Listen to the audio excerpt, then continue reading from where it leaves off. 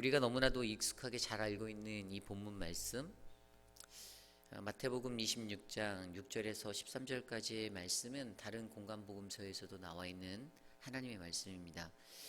값비싼 향유를 아낌없이 부어드린 한 여인, 그 여인 마리아. 제가 이 여인에 대해서 전에 뭐라고 설명드렸냐면은 이 마리아가 바로 하나님께 은혜를 입었기에 그 은혜에 보답하기 위해 자신에게 가장 귀한 것을 드렸다라고 설명드렸습니다.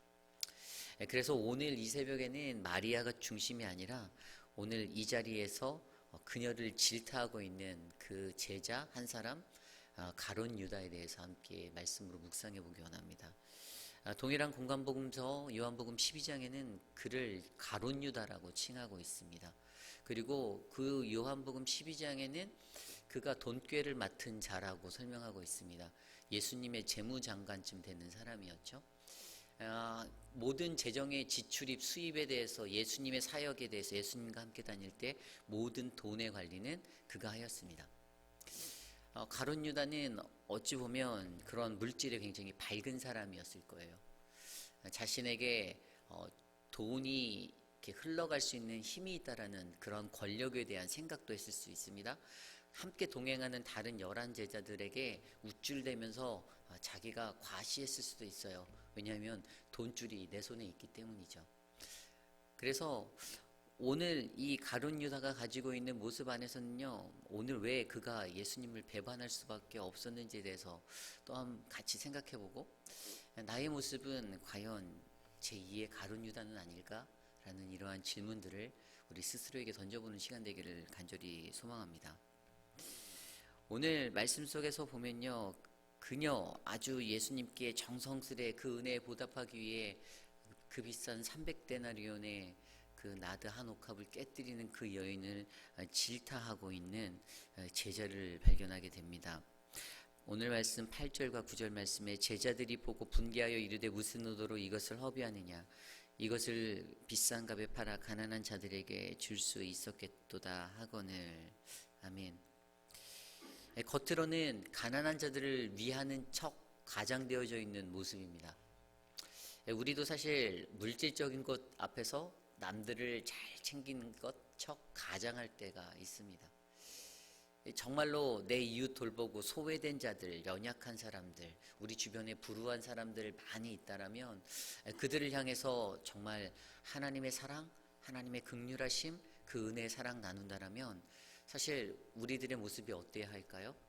가식적인 모습이 아니라 우리의 중심에서 드러나는 그 하나님의 사랑 그대로 흘려보내야 하지 않습니까? 그런데 얼핏 잘 들여다보면 그러지 못할 때가 있습니다. 종종 정말 그럴 때가 있습니다. 어떤 구제사역을 교회에서 할 때, 또 어떠한 선교적인 마인드를 가지고 선교사역을 할 때에도 꼭 거기에 인간의 생각과 인간의 기준들이 들어가게 되어져 있습니다. 하나님의 긍휼과 하나님의 그 사랑하심의 베품은 무엇입니까?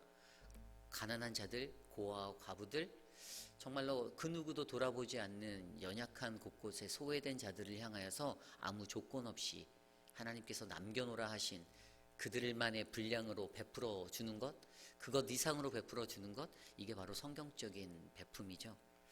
그런데 오늘 이러한 책망을 던지고 있는 가룟 유다는요, 어찌 보면 다른 연약한 자들에게 그것들을 줄 수 있는데라는 그 말을 빗대어서 자신 속에 채워져 있는 그러한 물질의 욕망의 모습들을 드러내고 있습니다.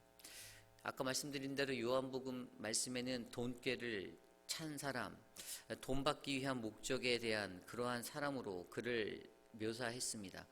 그리고 그는 분명히 은 30에 예수님을 팔아 넘겼습니다. 그에게는 이런 물질의 욕심이 분명히 담겨져 있었어요. 그가 그 돈을 받았던 이유가 무엇이죠?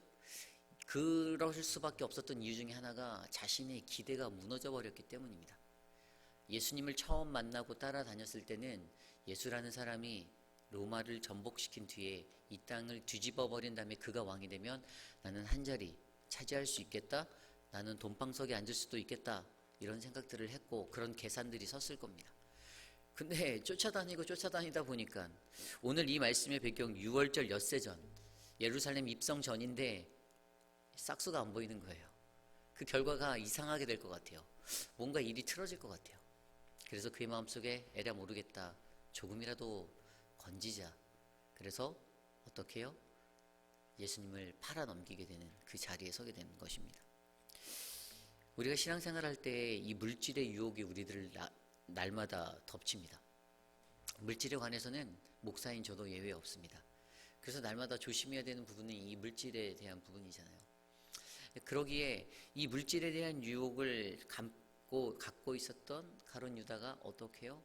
결국에는 예수님을 배반하게 됩니다. 예수님을 배반하는 것, 그 모습. 오늘 우리가 묵상하진 않았지만 이 뒤의 모습에 보면요, 오늘 말씀 26장 25절, 26절 말씀에 보면 예수를 파는 유다가 대답하여 이르되 납비여 나는 아니지요. 인자는 그들에게 모아놓고 그들에게 말할 때 이렇게 말씀하셨죠. 자기에 대하여 기록된 대로 가거니와 인자를 파는 그 사람에게는 화가 있으리로다.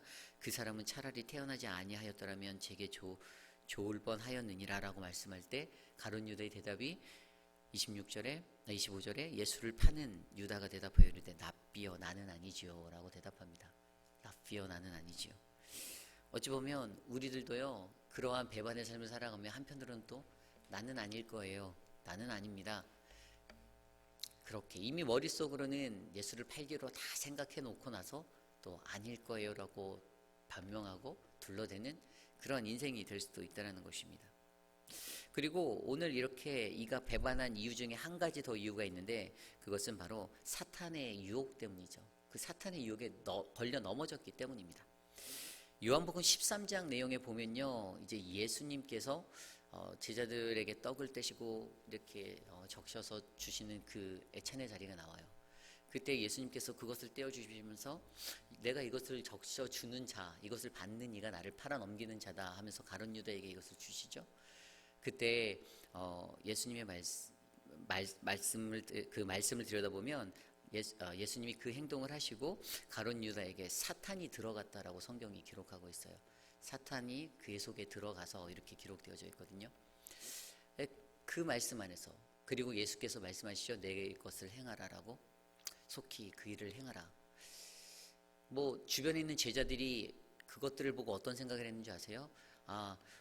이제 예수님이 예루살렘으로 입성을 하니까 6월절이니까 가난한 자들을 위해서 어떤 것들, 재무적인 것들을 행할 것들에 대해서 가룟 유다에게 말씀해 주시나 보다, 이렇게 생각을 했는데, 실질적으로 그 모든 것들을 꿰뚫어 보셨던 예수님의 말씀의 의도는 네가 나를 배반하고 팔아 넘길 거 빨리 해, 이거였다라는 사실이죠.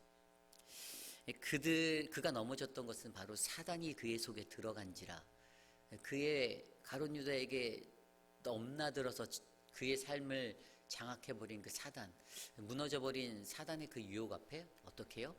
예수님을 배반하게 되었다라는 사실입니다.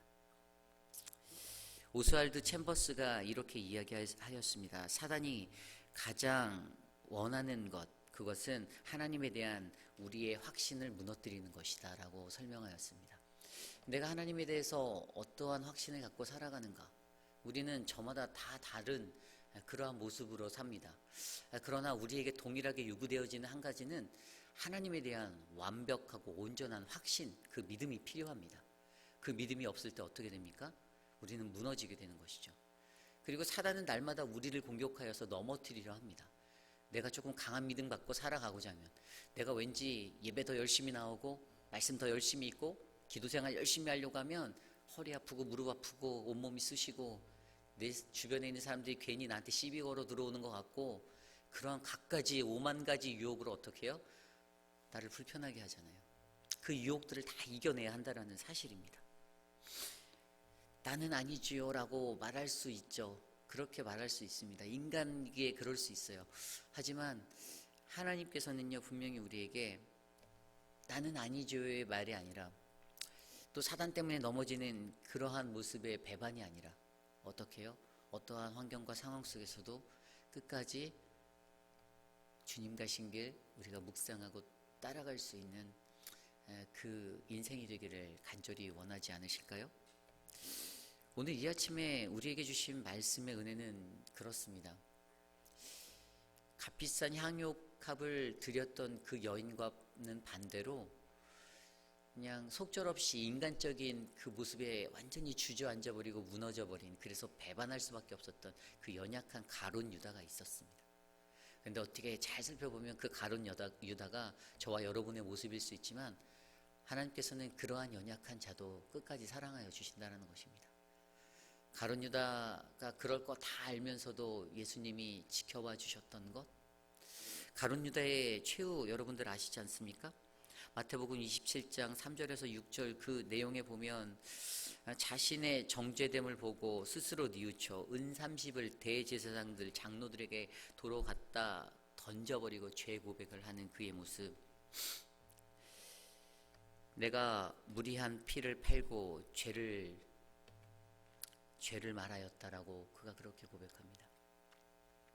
그리고 그의 최후는 뭐죠? 사도행전 1장 18절에 나와 있는 그 내용처럼 몸이 곤두박질 쳐서 배가 터져 창자가 터져 그렇게 다 흘러나와 죽게 된 그 마지막 모습, 참으로 안타깝고 허망한 인생이지만 인간적인 모습으로 우리가 죄 가운데 사단의 유혹에 넘어질 때 결국에 그 죄로 인해 받게 될 하나님의 형벌, 우리의 모습이 될 수 있다는 사실을 기억해 주시기를 부탁드립니다. 그러므로 오늘 이 하루를 살아가는 저와 여러분들, 사순절 고난주간의 이 시간, 하루하루 십자가로 가까이 나아가는 이 시간, 어떻게 해요? 책망하던 가룟 유다의 모습이 나의 모습이겠구나라는 그 비춰짐을 바라보고 오늘 하루는 하나님, 내가 사단의 유혹에 넘어지지 않도록, 하나님, 오늘은 내가 세상적인 거, 물질적인 거 더 집중하지 않도록 겸손히 내 발걸음을 옮기겠습니다라고 고백하시는 저와 여러분, 우리 모두가 되시기를 간절히 축원합니다. 오늘 주신 말씀을 놓고 함께 기도하기 원합니다.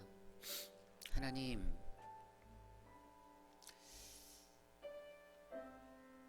고난주간 주님이 가신 그 길을 바라봅니다. 어떠한 상황과 환경 속에서도 하나님, 내가 넘어지지 아니하고 내가 유혹 가운데 빠지지 아니하고 물질과 세상 것들을 휩쓸리지 아니하고 주님 걸어가신 그 십자가만 바라볼 수 있도록 은혜 내려 주시옵소서. 나는 연약합니다. 나는 보잘것 없습니다. 어찌 보면 가룟 유다보다 더 추하고 더 심각한 배반자일 수 있습니다. 하나님, 주님 앞에 겸손히 엎드려 겸손히 주님의 은혜에 묵상할 수 있도록 오늘 하루 나와 동행하여 주옵소서. 함께 기도드리겠습니다.